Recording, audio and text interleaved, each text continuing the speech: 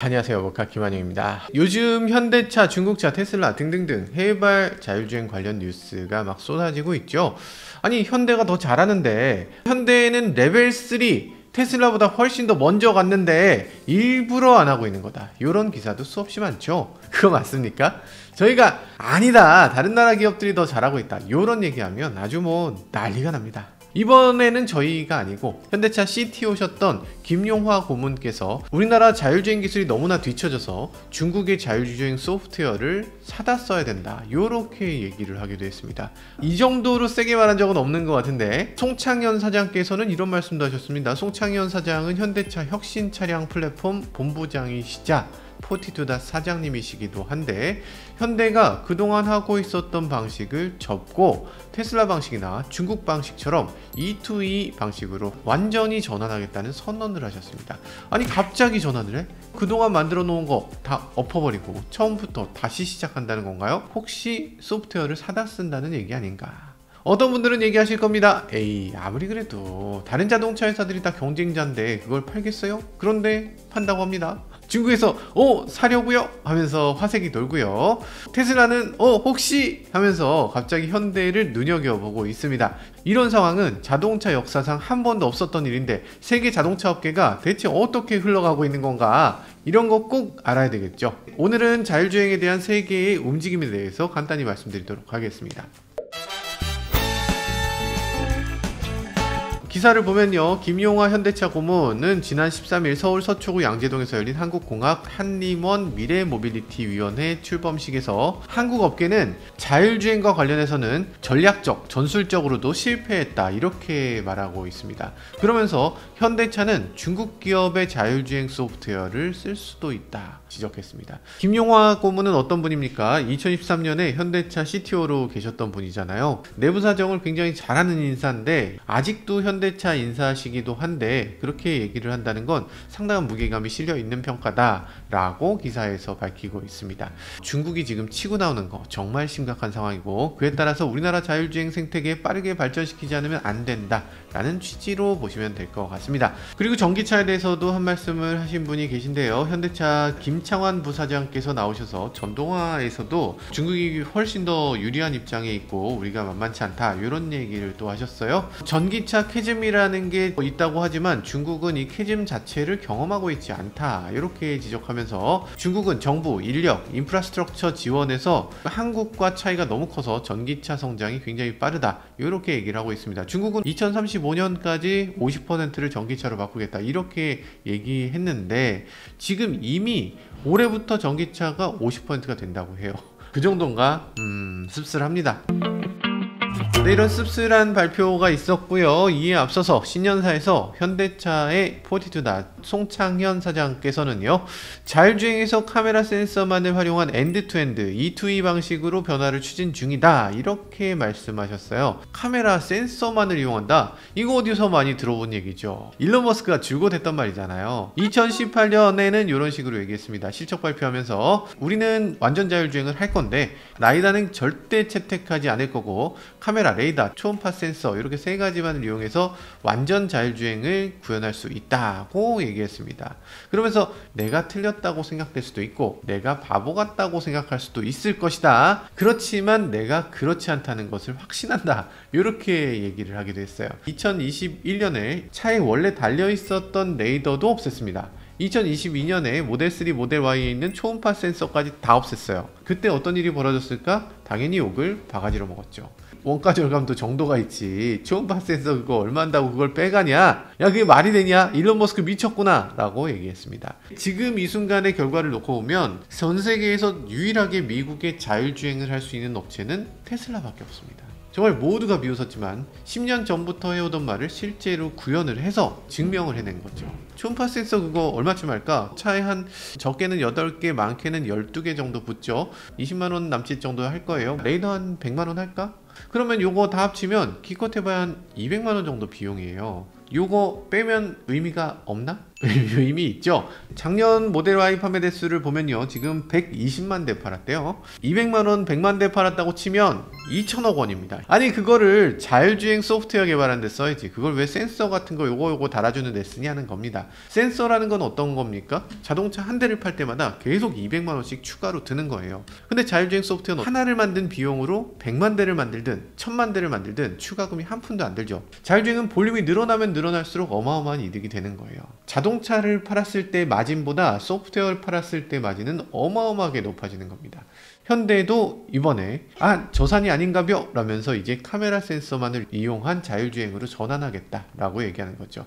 근데 전환을 하겠다고 해서 이게 하루아침에 될 거냐 라는 얘기입니다. 현대차의 자율주행은 자회사 42닷에서 하고 있어요. 그래서 자율주행 기술을 여러 가지로 보여주기도 했습니다. 그런데 가시적인 성과는 아쉽지만 제대로 보여주지 못했어요. 청계천에서 이런 식으로 ADRT라고 해서 트랜스포테이션 자율주행 버스를 운행한다, 뭐 이런 얘기를 하기도 했습니다. 2022년부터 시작했으니까 2년 정도 운행했던 겁니다. 청계천에서 출발해서 세운상가 지나서 광장시장까지 이렇게 4.8km를 돌아서 왕복하는 그런 자율주행 버스였다고 합니다. 그런데 이게 진짜 자율주행 버스라고 할 수 있나? 청계천이 있으면 청계천 옆길이에요. 가보신 분들 아시겠지만 트래픽이 거의 없어요. 오로지 막히는 거밖에 없습니다. 그리고 양쪽으로 차가 들어올 수가 없어. 차선 변경이 없습니다. 그냥 사실상 통제된 도로. 앞에 뭐가 나타나면 멈춘다, 앞에 뭐가 없으면 간다, 요거예요. 거기다가 안에 세이프티 드라이버가 또 타고 있습니다. 운전자가 있어요. 목적지까지 가서 반환점을 가면 운전자가 운전을 해서 반환을 합니다. 이게 현대차의, 그리고 42닷의 자율주행 기술 수준입니다. 지금 다른 선진국의 자율주행 택시들 한번 보세요. 미국의 웨이모 저희가 타고 왔죠. 중국의 바이두, 포니 AI 저희가 또 타고 왔잖아요. 차들과 막 뒤엉키고 사람이 뒤엉키고 이런 상황에서도 그걸 빠져나가고 차선을 알아서 바꾸고 막 이렇게 할 수 있는 그런 자율주행 차들 비교할 수가 없죠. 전에 HDP라는 걸 현대가 내놓는다고 하다가 내놓지 않아서 요것 때문에 많은 분들이 혼란을 겪고 계신 것 같은데 그거 아니에요. HDP는 고속도로에서 손을 떼고 앞을 보고 있으면 시속 80km까지 주행을 하는 장치예요. 차에 그걸 넣겠다고 했는데 그것조차도 못하고 사라져버렸죠. 그때 당시 왜 못 내놨나? 만전을 기하기 위해서 어떻고 뭐 이런 얘기를 했는데 뭔 소리예요. 일단 내놓고 나서 완벽해져야 되는 거지. 세상에 완벽한 건 없죠. 엔진이라는 건 뭐 완벽해서 우리 차에 실려 있는 건가요? 아니잖아요. 긴급제동은, 어댑티브 크루즈는, HD에는 완벽해서 그게 들어온 건가? 제가 너무 흥분했죠? 죄송합니다. 현대 앞으로 잘하시겠죠? 기존의 문제는 뭔지 좀 보실 필요가 있습니다. 첫 번째, 일단 칩, SoC 성능이 너무 떨어진다는 점이 문제로 지적됐습니다. 지금 테슬라 같은 경우는 어떤 SoC를 씁니까? 이 하드웨어 3.0이라고 하는 거, 프로세싱 파워가 144 톱스라고 합니다. 요즘 하드웨어 4.0으로 업그레이드 됐는데 여기 500 톱스, 와 엄청 빨라졌죠? 1초에 500조번 연산한다는 겁니다. 엄청나죠? 엄청난 겁니다. 화웨이가 내놓은 칩도 있는데 화웨이 칩은 400톱스, 그리고 볼보라든지 중국 샤오펑이라든지 이런 회사들이 사용하는 건 엔비디아 올인 X 칩을 쓰잖아요. 이게 256톱스. 엔비디아가 이번에 차세대 토르 칩이라는 걸 내놨는데 이게 1000톱스. 그런데 현대 같은 경우는 어떻습니까? 현대 HDA1 모빌아이 IQ3를 썼습니다. 성능이 0.256톱스. 남들은 지금 1000을 쓴다는데요. 0. HDA2로 업그레이드하면 조금 업그레이드 되죠. 모빌아이 IQ4를 씁니다. 2톱스. HDP라고 해서 여기다 뭘 넣을 거였냐? 모빌아이의 IQ5였습니다. 요게 성능이 15톱스. 성능 차이가 나도 너무 나잖아요. 특히 모빌아이에서는 얘기합니다. 톱스는 그렇게 중요한 게 아니다. 알고리즘과 최적화가 중요하다. 이렇게 얘기를 하고 있습니다. 그리고 모빌아이가 특히 이렇게 말하는 이유가 있습니다. 왜냐하면 모빌아이는 아주 특이한 과거를 갖고 있기 때문이에요. 이스라엘 암논 샤슈아라고 하는 아주 유명하신 정말 천재 교수님이 만든 기업입니다. 예루살렘의 히브리 대학교 교수님이었는데 컴퓨터 비전을 연구하시는 교수님이에요. 근데 이분께서 수업 중에 이렇게 강의를 하다 말고 갑자기 하면서 뭐가 떠올랐다고요. 그래서 갑자기 이렇게 칠판에다 썼습니다. 이렇게 하면 되지 않냐? 라고 얘기를 했다고 해요. 그 아이디어를 사업화시킵니다. 이스라엘이라는 곳은 어딥니까? 전 세계에서 스타트업이 가장 많이 나오는 곳이 이스라엘입니다. 그거 교수님 스타트업 한번 해볼까요? 하고 만들어낸 게 바로 모빌아이입니다. 그 전까지 자율주행은 엄청난 컴퓨터 같은 게 차 안에 있어야 되는 거였어요. 와, PC 막 넣고 이걸 계산을 하고 이런 식으로 계산하던 게 그 전까지의 자율주행이었는데, 암론 샤슈아는 작은 프로세서 하나만 되고 그리고 아주 작은 흑백 카메라 하나만 있으면 거기서 심플하게 정보를 딱 수집해서 차로 보면 되네, 거기 핸들 꺾으면 되네, 오 센터 가면 되네, 이런 걸 알고리즘으로 딱 떠올리게 된 겁니다. 이 알고리즘은 세계적으로 특허가 걸려 있습니다. 그래서 베낄 수도 없고 그걸 이용해서 사용할 수도 없고, 만약에 이 알고리즘을 쓰고 싶으면 무조건 모빌아이 칩을 써야만 합니다. 라이센스를 팔질 않아요. 그래서 그 칩, 프로세서, 그리고 카메라, 소프트웨어, 이게 하나의 세트가 되어 있고, 이 세트가 바로 EYE에서 IQ 1, 2, 3, 4 이런 제품들입니다. 이 제품군이 성공한 이유가 또 있습니다. 그냥 요거 하나 딱 차에 설치하면 카메라를 가지고서 거기에 칩을 통해서 핸들 MDPS 같은 거 연결하면 아주 열악한 환경에서도 아주 간단하게 차로 중앙 유지가 절로 됩니다. 레이더 시스템 전자적으로 되어 있는 차들, 요것도 연결하면 어댑티브 크루즈가 그냥 돼버립니다. 그 전까지는 이런 거는 상상도 못했죠. 그 전에 에이다스라는 건 메르세데스 벤츠나 돼야 하는 거였습니다. S클래스에나 넣는 거였어요. 근데 모빌아이가 딱 나오고서 비용도 저렴하고 너무 간단하다 보니까 BMW, 폭스바겐, 포르쉐 할 것 없이 어지간한 유럽 회사들은 다 이걸 썼습니다. 우리나라도 현대니 기아니 일본도 도요타니 뭐니 할 것 없이 그냥 다 모빌아이를 씁니다.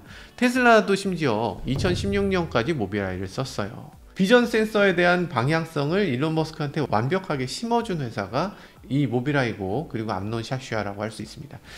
자, 그럼에도 한번 사고가 나면서 모빌아이 칩 때문에 문제가 생겼어 라고 일론 머스크가 막 독서를 내뱉죠. 모빌아이에서 암론 샤슈아 엄청난 천재라고 했잖아요. 일론 머스크가 뭘 좀 모르시나 본데 이러면서 서로 설전을 벌이면서 모빌아이와 관계를 완전히 끊어버리게 되죠. 도대체 이 모빌아이가 뭐길래 그렇게 많이 썼나? 가장 핵심적인 부분은 엔비디아 칩이라든지 퀄컴 칩이라든지 200톱스, 1000톱스 뭐 이런 엄청난 톱스를 자랑하잖아요. 그러니까 칩 자체가 엄청 비싼 거야. 막대한 비용을 들여서 자동차를 운영하는 거죠. 근데 굳이 그럴 필요 없다는 거예요. 알고리즘을 최적화시키면 되잖아. 그걸 잘하면 자율주행을 구현할 수 있어 라는 게 모빌아이의 주장이고, 그게 너무나 달콤한 제안이었기 때문에 제조사들이 거기 홀딱 빠졌던 거죠. 그런데 문제가 있습니다. 자율주행을 추진하는 데는 두 가지의 완전히 다른 방향이 있거든요. 모빌아이는 사물을 딥러닝으로 바라보는 것은 잘해요. 그리고 자전거, 차, 그리고 사이클, 뭐 사람, 다 피해. 저기 장애물 있네, 장애물 다 피해. 중앙선은 안쪽으로 들어가고, 차선 가운데로 들어가고, 그리고 신호등이 빨간불이네, 여기서 서. 이렇게 프로그램을 하는 거예요. 그런 게 룰 베이스의 자율주행입니다. 근데 최근엔 어떻습니까? 연산을 1초에 500조를 할 수 있어. 이건 사실상 그냥 인공신경망입니다. 사람보다 더 뛰어나. 그걸 일일이 시켜야 되겠어요? 얘가 나보다 훨씬 훌륭한데? 어떻게 하면 좋겠어? 라고 얘기하면 제 생각엔 이렇게 해야 되겠는데요? 이렇게 알아서 생각하고 알아서 피합니다. 옛날에는 뭐가 있었냐면 한 줄 코딩으로 해커톤을 하는 경우가 있었어요. 이걸 최적화시키는 게 프로그래머의 능력이었습니다. 근데 요즘 들어서 어떻습니까? 이거 맥북 뭐 미쳤잖아요. 이거 뭐 프로세싱이 미쳤잖아. 스위프트 갖고 그냥 프로그램 만들어 버려요. 요즘은 그렇습니다. 자동차에서도 마찬가지입니다. 프로세싱 파워가 막 넘쳐 흘러요. 막 막대한 파워가 막 낭비되면서 그걸 갖고서 인공지능으로 자동차를 움직이게 하자, 이렇게 생각되는 거죠. 알파고 제로 같은 E2E 학습 자율주행이 이제는 메인이 됐습니다. 그러면서 상황이 완전히 달라지게 됐죠. 모빌아이 같은 방식은 지금 어떻습니까? 에이다스 레벨 2 같은 방식은 아주 저렴하게 잘 작동됩니다. 그 이후부터는 아주 어려워져요. 왜냐하면 인간이 프로그래밍하기에 세상에 너무나 다양한 조건들이 있어. 예외가 너무 많습니다. 자전거 사람은 피했어. 그럼 개나 고양이는 어떻게 할 건데? 이런 상황을 모두 다 프로그램할 수는 없는 거죠. 그래서 결국에는 룰 베이스로는 결코 자율주행에 도달할 수가 없게 된다 라는 얘기를 하게 됩니다. 지금 상황, 테슬라는 이미 했는데, 중국 자동차 회사들은 했는데 모빌아이는 못한다, 그런 상황. 애초에 전략적으로, 전술적으로 그동안의 접근 방법이 완전히 틀렸다고 말하는 김용하 고문이 말한 그 점이 바로 이거죠. 저렴한 칩을 이용하고 최적화하고 룰을 토대로 해서 소프트웨어를 잘 만들려고 노력하고, 그러면 답이 나오겠지. 그게 안 나온다는 겁니다. 그러면서 모빌아이 지금 실적이 어떻습니까? 곤두박질 치고 있죠. 작년 2분기 실적 영업 손실을 보면 9,400만 달러, 우리 돈으로 1,300억 정도가 손실입니다. 적자 기업이 됐어요. 그러면서 주가도 엄청나게 폭락하고 있죠. 연초 1월 3일만 해도 모빌아이 주가 43달러였어요. 근데 오늘 주가를 보세요. 16달러입니다. 한 달도 안 됐는데 주가가 60% 빠졌습니다. 대주주였던 인텔을 보세요. 2017년에 모빌아이를 인수했어요. 그때 인수할 때 비용이 얼마였냐면 17조 5천억이었습니다. 야, 괜찮다면은 인텔이 이걸 쥐고서 갖고 있겠죠. 근데 얼마 전에 보면 인텔이 모빌아이 지분을 팔았습니다. 그러면 모빌아이 이대로 가시는 건가요? 지금 당장은 괜찮을 겁니다. 왜냐하면 작은 차이는 여전히 대안이 없어요. 예전 프로세서를 더 저렴하게 써야 하니까. 근데 프로세서 가격은 반드시 떨어집니다. 그래서 중저가 차들도 굳이 모빌아이 칩을 사용할 이유가 없는 거죠. 더 빠른 칩이 있는데 왜 그걸 안 써? 라고 얘기하게 되겠죠. 그래서 모빌아이의 미래는 상당히 어둡다고 결론을 내리고 있는 것 같습니다. 지금 에이다스 전량을 모빌아이 칩을 사용하고 있는 현대에 발등에 불이 떨어졌죠. 송창현 사장이 E2E로 바꾸겠다 이렇게 얘기하는 것도 자율주행 소프트웨어 그리고 자율주행 칩, 자율주행 방식 자체가 근원적으로 바뀌도록 하겠다라는 얘기입니다. 자, 엔드-투-엔드 방식을 가장 잘 알고 있는 건 테슬라죠. 테슬라 같은 경우는 정말 방대한 양의 데이터 학습이 필요하다라고 얘기하고 있습니다. 그러면서 도조라는 슈퍼컴퓨터를 자체 개발을 했어요. 칩도 자체 개발했죠. 테슬라에서 나온 방대한 비디오 데이터 이런 것들을 처리하고 인공지능 신경망을 훈련시키는 장치로 만들었다는 겁니다. 무슨 얘기냐면 바둑두는 알파고를 떠올리시면 될 겁니다. 수많은 판을 혼자서도 보고 그리고 이 바둑을 공부한 애가 있어야 되잖아요. 지금 정작 바둑두는 프로그램은 하나씩 놓으면 되는 건데 근데 이걸 학습시키는 애는 수억 수십억 판을 둬야 되는 애니까 얘는 프로세서가 훨씬 빨라야 되겠죠. 그래서 테슬라의 자율주행을 위해선 도조라는 슈퍼컴퓨터가 필요하다는 게 일론 머스크의 주장입니다. 예를 들어서 영상을 보여주면서 세상은 이렇게 생겼으니까 여기서 자율주행 어떻게 해야 되는지 네가 스스로 학습해봐. 아니면 디지털 트윈이라고 해서 실제 상황과 거의 유사한 그런 상황을 슈퍼컴퓨터한테 보여주고 이런 상황에서 어떻게 하면 사고가 안 나는지는 스스로 학습해라 라고 시키는 거죠. 다양하게 해봐야지만 실제 상황에서 모든 해결책을 미리 알 수 있게 되겠죠. 챗GPT 같이 이런 모든 AI는 이렇게 사전 학습하는 과정이 반드시 있게 됩니다. 그러면 자율주행을 위해서 사전 학습을 해야 된다는 이 도조 같은 경우 퍼포먼스가 어느 정도 되나? 아까 테슬라가 500톱스 정도 된다고 했잖아요. 초당 500조 번을 연산하는 겁니다. 그럼 테슬라 도조는 어느 정도인가? 100 엑사플롭스를 자랑합니다. 톱스로 치면 100억 톱스. 테슬라가 지금 2억 대가 있어야 이거랑 비슷하다. 슈퍼컴퓨터가 한 대가 아닙니다. 코르텍스라고 하는 테슬라 본사에 있는 텍사스에 있는 슈퍼컴퓨터가 또 있죠. 도조는 테슬라 칩을 만들어서 넣었잖아요. 그런데 코르텍스는 엔비디아 칩을 넣어서 만든 겁니다. 엔비디아 칩이 10만 개 들어있어요. 이것도 자율주행을 위한 슈퍼컴퓨터, 그리고 옵티머스라고 하는 요 로봇을 위한 이 훈련 슈퍼컴퓨터입니다. 우리나라에도 강력한 슈퍼컴퓨터가 있어요. 세종입니다. 네이버가 갖고 있는 슈퍼컴퓨터예요. 이거 어느 정도인가? 32 페타플롭스. 엄청나죠?